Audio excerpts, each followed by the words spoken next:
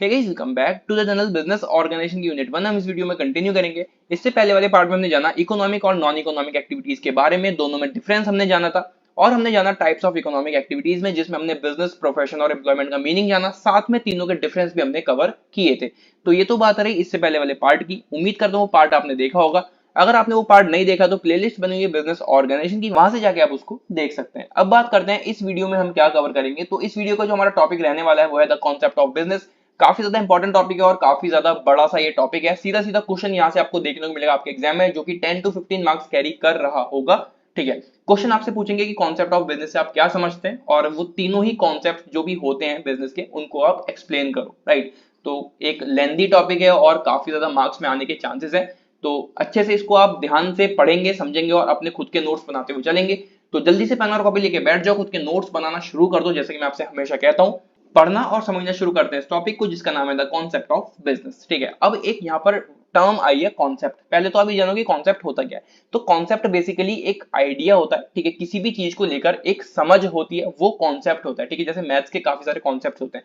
तो कॉन्सेप्ट क्या है? वो है एक आइडिया कि आपको उस चीज की समझ हो चुकी है, आपको उस चीज की अंडरस्टैंडिंग हो चुकी है, वो कॉन्सेप्ट है। उसी तरह से बिजनेस के भी कॉन्सेप्ट रहे हैं, उन कॉन्सेप्ट्स के बारे में ही हम इस वीडियो में जानने वाले हैं। तो जल्दी से इसको पढ़ते हैं और समझते हुए चलते हैं। कॉन्सेप्ट इज द आइडिया और इमेज और अंडरस्टैंडिंग अबाउट अ थिंग। जैसा कि मैंने आपको बताया, कॉन्सेप्ट किसी भी चीज का एक आइडिया है, एक इमेज है, एक अंडरस्टैंडिंग है। ठीक है, कि वो चीज कैसे होगी, क्या उसमें होगा, कैसे कैसे हम उसको आगे लेके चलेंगे। एक्टिविटी और a person that emerges in the mind of a person. तो जो भी आइडिया है किसी भी चीज को लेकर, जो भी अंडरस्टैंडिंग है किसी भी चीज को लेकर, वो कहाँ आएगी? पर्सन के माइंड में। ठीक है, the concept of business has changed over the years of history of business. अगर हम बिजनेस की हिस्ट्री की बात करें तो जैसे जैसे समय चेंज हुआ है, वैसे वैसे जो बिजनेस का कॉन्सेप्ट है वो भी चेंज हो गया।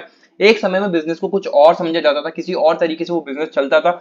आज के समय में अगर हम देखें तो बिजनेस कस्टमर्स को भी साथ लेकर चलता है, पूरी सोसाइटी को वो साथ लेकर चलता है, एम्प्लॉयमेंट जनरेट करता है। ठीक है, एक ऐसे प्रोडक्ट्स वो प्रोवाइड करता है जो लोग अफोर्ड कर सके, जो लोगों की हेल्प कर सके। तो समय के साथ बिजनेस में एक बहुत बड़ा चेंज आया है, अलग अलग कॉन्सेप्ट आए बिजनेस के। वही कॉन्सेप्ट हम यहाँ पर डिस्कस करने वाले हैं। By far the following concepts of business have emerged। क्या क्या वो कॉन्सेप्ट रहे हैं? नंबर 1 है profit oriented concept of business. ठीक है, नंबर 2 जो कॉन्सेप्ट है हमारा वो है customer oriented concept of business. और नंबर 3 जो कॉन्सेप्ट है हमारा, जो कि अभी प्रेजेंट में चल रहा है, सोशल और modern electric concept of business. तो ये तीन कॉन्सेप्ट है। कोई सा भी एक कॉन्सेप्ट आपसे एग्जाम में पूछा जा सकता है, या फिर तीनों ही आपसे पूछा जा सकता है। जैसे कि मैंने आपको बताया कि डायरेक्ट क्वेश्चन आएगा कि कॉन्सेप्ट ऑफ बिजनेस से आप क्या समझते हैं, और उसके कॉन्सेप्ट को आप एक्सप्लेन करो। ठीक है, तो इंपॉर्टेंट टॉपिक है, इसको ध्यान से समझते हुए चलना। सबसे पहले कॉन्सेप्ट की हम बात करते हैं, इनको डिटेल में हम जानेंगे। Profit oriented concept of business हमारा क्या कहता है? जब बिजनेस की बिल्कुल शुरुआत हुई थी, तो कोई भी ऐसी ह्यूमन एक्टिविटी जिससे प्रॉफिट्स अर्न हो रहे हो, उसको बिजनेस कंसीडर कर दिया जाता था। मान लो किसी ने कोई प्रोडक्शन करी, उसने वो सामान किसी को बेच दिया, बदले में उसको पैसे मिल गए, तो बस उसको बिजनेस कह दिया जाता था। अब वो ये नहीं देख रहे कि कस्टमर को कुछ फायदा हुआ या फिर नहीं हुआ, सोसाइटी को उससे कुछ नुकसान हुआ या फिर फायदा हुआ, वो ऐसा कुछ भी नहीं देख रहे। कस्टमर की डिमांड थी या फिर नहीं थी, कुछ भी नहीं, बस उन्हें उन्होंने वो चीज दी किसी को, बदले में उनको पैसे मिल गए, उनको प्रॉफिट हो गया, बस वही उनके लिए बिजनेस है। तो ये कहता है हमारा प्रॉफिट ओरिएंटेड कॉन्सेप्ट। बाकी इसको थोड़ा पढ़ते हुए और समझते हुए चलते हैं। In the early age of the business, business की शुरुआत की ये बात कर रहे हैं। Any human activity directed towards the acquisition of wealth और earning profits through production and और exchange of goods was traded to be a business. जैसा कि मैंने आपको बताया, कोई भी ऐसी ह्यूमन एक्टिविटी जिससे थोड़ी सी वेल्थ अर्न हो रही हो, प्रॉफिट्स अर्न हो रहे हो। ठीक है, और अब वो प्रॉफिट्स कैसे अर्न होंगे? ऑब्वियसली बात है, जब आप कुछ प्रोड्यूस करोगे, उसको आप किसी को बेच दोगे, बदले में आपको पैसे मिलेंगे। ठीक है, आपने उन गुड्स को एक्सचेंज कर दिया, आपको पैसे मिल गए, आपको प्रॉफिट हो गया, तो बस उसी को बिजनेस कह दिया जाता था। The profit oriented concept is also known as traditional concept of business. Important line है ये कि जो प्रॉफिट ओरिएंटेड कॉन्सेप्ट है उसको ट्रेडिशनल कॉन्सेप्ट ऑफ बिजनेस भी कहा जाता है। ठीक है, तो आपसे मल्टीपल चॉइस में ये क्वेश्चन पूछा जा सकता है, आपसे वन वर्ड में ये क्वेश्चन पूछा जा सकता है, तो इसको आप ध्यान में रखें। In those days, the sole and exclusive objective of business was profit maximization at any cost। उस समय की ये बात कर रहे हैं, जब इस कॉन्सेप्ट की जब शुरुआत हुई थी, तो बिजनेस का जो एक अकेला ऑब्जेक्टिव था वो ये था कि वो प्रॉफिट्स को अर्न करें किसी भी कीमत पर। बस उनको प्रॉफिट मिलने चाहिए, उनको पैसा मिलना चाहिए। किसी का फायदा हो रहा है या फिर नहीं हो रहा, उससे उनका कोई मतलब नहीं है। बस प्रॉफिट जो था उनका एक सोल या फिर एक अकेला ऑब्जेक्टिव था उस समय। Money chasing was the primary aim of any economic activity. Money के पीछे भागना, पैसे के पीछे भागना एक प्राइमरी एम था, एक उनका मकसद था कि बस हमें पैसा ही कमाना है, हमें सिर्फ प्रॉफिट ही चाहिए, हमें कुछ और नहीं देखना। Hence business was regarded as an end in itself. तो कुछ समय तक ये सब चीजें सही चलती रही, लेकिन एक समय ऐसा आ गया कि वो बिजनेस अपने आप में ही एंड हो गया, खत्म हो गया। क्योंकि जब आप ये नहीं देख रहे कि सोसाइटी पर उससे क्या प्रभाव पड़ सकता है, लोगों को वो चीज चाहिए या फिर नहीं चाहिए, तो ऐसे बिजनेस नहीं चलता। बिजनेस चलता है जब आप देखो कि क्या नीड है, एक्चुअल में क्या नीड है लोगों की, ठीक है, सोसाइटी की क्या नीड है, और आप सिर्फ अपने बारे में नहीं सोचो, तब वो बिजनेस चलेगा। तो जब ये बिजनेस का ये एम था कि उनको पैसे के पीछे ही भागना है, उनको सिर्फ पैसा ही चाहिए, तो वो बिजनेस अपने आप में ही एंड हो गया। ठीक, आगे बढ़ते हैं। The profit oriented concept is founded on the following assumptions। अभी ये जो profit oriented concept था, इसके कुछ assumptions थे क्यों इसको profit oriented concept कहा जाता था। नंबर 1 है, the sole objective of the business is to earn profits by production and or distribution of goods। जैसा कि हमने जाना कि जो इसका sole objective था, एक अकेला मकसद था इस बिजनेस का, जो कि था सिर्फ प्रॉफिट्स को अर्न करना बाय प्रोडक्शन एंड और डिस्ट्रीब्यूशन ऑफ गुड्स। प्रोडक्शन करके उन गुड्स को डिस्ट्रीब्यूट करके उनको पैसा मिल रहा है, तो उनको प्रॉफिट्स मिल रहा है, तो ये उसका एक अकेला ऑब्जेक्टिव था, इसलिए इसको कहा जाता था profit oriented concept, right. Number 2 है, एक दूसरी assumption है, there is hardly any need to think for customer service and satisfaction for running a business. यहाँ पे कोई भी ऐसा नहीं सोचता था कि कस्टमर को सर्विस हम दे रहे हैं, ठीक है, कस्टमर्स के लिए हम कुछ करें, या फिर वो सेटिस्फाई हो रहे हैं या फिर नहीं हो रहे, सोसाइटी के लिए हम कुछ कर रहे हैं या फिर नहीं कर रहे हैं, ऐसा वो कुछ भी नहीं सोचते थे। सिर्फ पैसा उनके लिए मेन चीज थी। ये भी एक दूसरी assumption थी, जिससे कि बिजनेस के इस कॉन्सेप्ट को नाम मिला प्रॉफिट ओरिएंटेड कॉन्सेप्ट, राइट। फिर आगे है, This concept existed all over the world prior to the 1950s for the following reason। ये जो profit oriented concept था, ये 1950s तक ही रहा, उससे आगे नहीं बढ़ा, और क्यों नहीं बढ़ा उसके भी इन्होंने कुछ reasons दिए हैं। Limited availability of goods because the production was much smaller than the demand of the goods all over the world। एक तो हमने अभी जाना कि ये सिर्फ मनी चेजिंग कर रहे थे, ठीक है, सिर्फ पैसा कमाना इनका मोटिव था, एक वो भी हम बड़ा रीजन यहाँ पर लिख सकते हैं। लेकिन एक रीजन ये है कि इनके पास जो गुड्स की अवेलेबिलिटी थी वो काफी ज्यादा लिमिटेड थी, प्रोडक्शन क्योंकि बहुत ज्यादा कम थी, ठीक है। जब आप प्रोडक्शन कम कर रहे हो, आपके पास गुड्स भी बहुत कम है, डिमांड थोड़ी बहुत ज्यादा आ रही है, तो वहां पर आपके बिजनेस को ऑलरेडी खतरा हो जाता है, ठीक है, क्योंकि आपने गुड्स काफी ज्यादा लिमिटेड नंबर में रखे हैं, डिमांड ज्यादा आ रही है, प्रोडक्शन भी आपने कम कर रखी है, तो वहां पर आपके बिजनेस को खतरा हो जाता है, ठीक। नेक्स्ट पॉइंट है, consequently there was a lack of competition and hence no extra efforts were needed to do business. अब उसी समय क्या हुआ, क्योंकि जब कोई कंपटीशन नहीं था, भाई जब आपके पास कंपटीशन होता है, ठीक है, जब आपके पास चैलेंजेस होते हैं, तो आप और ज्यादा पुश करते हो अपने एफर्ट्स को। जब उन्हें दिख रहा था कि कोई कंपटीशन ही नहीं है, तो वो अपना काम बहुत धीरे धीरे चला रहे थे। उनको बस ऐसा चल रहा था कि मुझे बस पैसे थोड़े बहुत मिल जाएं और ऐसे ही काम चलता रहेगा, क्योंकि किसी के फायदे तो वो वैसे भी नहीं सोच रहे, ठीक है, डिमांड आ रही है आने, तो हमें तो किसी का फायदा सोचना ही नहीं है, हम पे जो limited amount of goods available हैं उसको हम देंगे और हमें बदले में पैसे मिल जाएंगे, ठीक है। तो जब कोई कंपटीशन उनके पास नहीं था, तो कोई भी एक्स्ट्रा एफर्ट्स उन्होंने नहीं लगाए, उन्होंने बिजनेस बस ऐसे नॉर्मली चलाते रहे, जो उनके पास गुड्स थे उन्होंने दिए, उन्हें पैसे मिल गए, बात खत्म, ठीक है। तो ये भी एक रीजन था कि ये आगे नहीं चल पाया, क्योंकि कस्टमर्स के बारे में वो नहीं सोच रहे, डिमांड के बारे में वो नहीं सोच रहे, डिमांड को फुलफिल करने के लिए नहीं सोच रहे, कस्टमर को सेटिस्फाई करने का वो नहीं सोच रहे। तो वो कॉन्सेप्ट 1950s तक ही चला, उससे आगे वो नहीं चला। एक रीजन और इन्होंने दिया है, customers even did not expect much from the businessman. अब जब बिजनेसमैन है वो कुछ नहीं कर रहा कस्टमर्स के लिए, ठीक है, कुछ उनको सेटिस्फाई करने के लिए वो कुछ नहीं कर रहा, तो कहीं एक पॉइंट पर आके जो कस्टमर्स थे उन्होंने भी उम्मीद करना छोड़ दिया उन बिजनेसमैन से, ठीक है, उन्होंने भी अपनी उम्मीदें छोड़ दी। तो अब जब कस्टमर्स ने भी उम्मीदें छोड़ दी, बिजनेसमैन भी जब कुछ नहीं कर रहा, तो वो बिजनेस अपने आप में एंड हो जाएगा, ठीक है, उसको सिर्फ पैसे के पीछे भागना है, तो ऐसे बिजनेस नहीं चलते। तो यही कुछ रीजंस है जिससे कि जो 1950s तक ये कॉन्सेप्ट चला और आगे वो नहीं चल पाया, ठीक। आगे बढ़ते हैं, फिर एक दूसरा कॉन्सेप्ट आया, customer oriented concept of business. जब वहां पर बिजनेसमैन को समझ में आया कि सिर्फ अपने बारे में सोचने से कुछ नहीं होने वाला, हमें कस्टमर के बारे में थोड़ा सोचना पड़ेगा, राइट, तब ये कॉन्सेप्ट आया जिसका नाम है customer oriented concept of business. अब थोड़ा इसके बारे में डिटेल में जानते हैं। Customer oriented concept began to come into existence around the 1950s and gained momentum during the 1960s and 1970s। जब वो प्रॉफिट ओरिएंटेड कॉन्सेप्ट 1950s में खत्म हुआ, ठीक है, तो 1950s से ही शुरुआत हुई customer oriented concept of business की, जिसने मोमेंटम गेन करा, मतलब कि चलना शुरू हुआ 1960s और 1970s में। काफी अच्छा यहाँ पे गेन देखने को मिला इनको। Around the 1950s, business organizations began to think about customers, service and satisfaction। 1950s के अराउंड ये बात करें, जो बिजनेस ऑर्गेनाइजेशंस थी, जितने भी ऑर्गेनाइजेशंस थे, उन्होंने सोचना शुरू करा कस्टमर्स के बारे में, उनको सर्विस देने के बारे में और उनके सेटिस्फेक्शन के बारे में, ठीक है।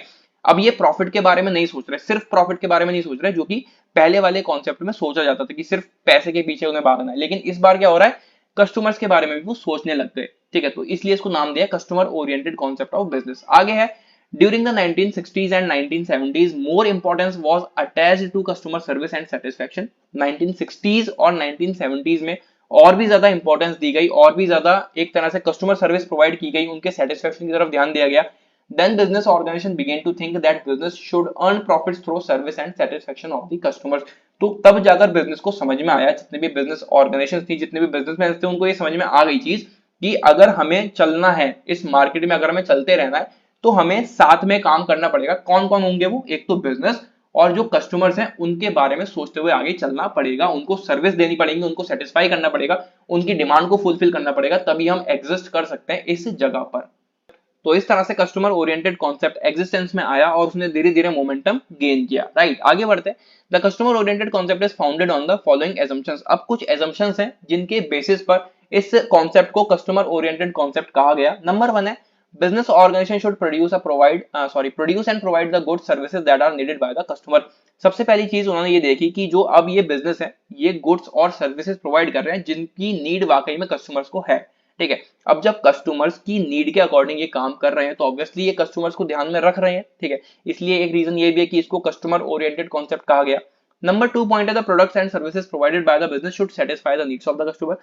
जो प्रोडक्ट्स जो सर्विस बिजनेसेस प्रोवाइड कर रहे थे वो वाकई में कस्टमर्स की नीड को सेटिस्फाई कर रहे थे, उनकी डिमांड को सेटिस्फाई कर रहे थे। इस वजह से भी इस कॉन्सेप्ट को कस्टमर ओरिएंटेड कॉन्सेप्ट कहा गया। नंबर 3 पॉइंट है the business should earn the profits through the services and satisfaction of the customers.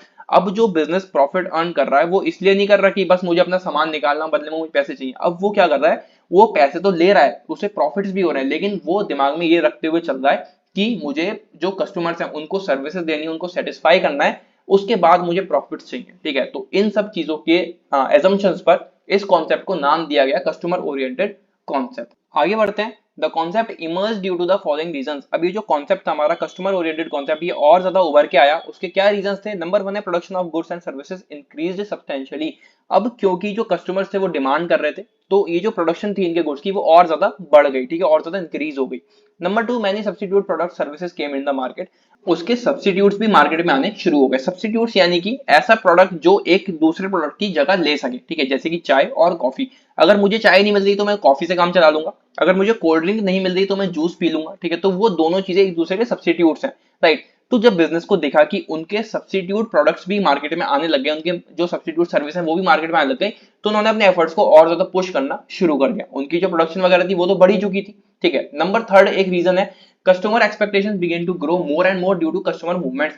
अब ये जो कॉन्सेप्ट था हमारा कस्टमर ओरिएंटेड कॉन्सेप्ट, ये जब कस्टमर्स पर ध्यान दे रहे थे, उनकी एक्सपेक्टेशंस पर ध्यान दे रहे थे, उनकी नीड्स को फुलफिल कर रहे थे, उनको सेटिस्फाई कर रहे थे, तो कस्टमर्स की एक्सपेक्टेशन भी और ज्यादा बढ़ने लगी, और ज्यादा कस्टमर्स आ गए। अब बहुत बड़े लेवल पर वो एक्सपेक्ट कर रहे थे और जो बिजनेस था वो भी एक बड़े लेवल पर काम कर रहा था। तो अब ये कस्टमर ओरिएंटेड कॉन्सेप्ट सिर्फ कस्टमर ओरिएंटेड नहीं रहा, क्योंकि अब इनकी प्रोडक्शन वगैरह बढ़ चुकी थी। ठीक है, जो इनके प्रोडक्ट्स वगैरह थे, जो इनकी सर्विसेज थी, उसके सब्स्टिट्यूट्स आ रहे थे, तो इनको अपने एफर्ट्स पुश करने थे, इनको और ज्यादा बड़े लेवल पर काम करना था। कस्टमर्स की एक्सपेक्टेशंस बहुत ज्यादा बढ़ गई थी तो और ज्यादा बड़े लेवल पर इनको जाना था। ठीक है, तो अब वो कॉन्सेप्ट हमारा बन गया सोसाइटल और मॉडर्न कॉन्सेप्ट ऑफ बिजनेस, जो कि अभी प्रेजेंट में हमारा चल रहा है। ठीक है, जिसमें इनको कस्टमर्स के साथ साथ सोसाइटी के बारे में भी सोचना होगा। ठीक है, तभी ये और ज्यादा ग्रो कर सकते हैं। इनको नई चीजें यहाँ पर समझ में आ रही है कि कस्टमर्स के साथ साथ प्रॉफिट मैक्सिमाइजेशन के साथ साथ हमें सोसाइटी को भी साथ लेकर चलना है।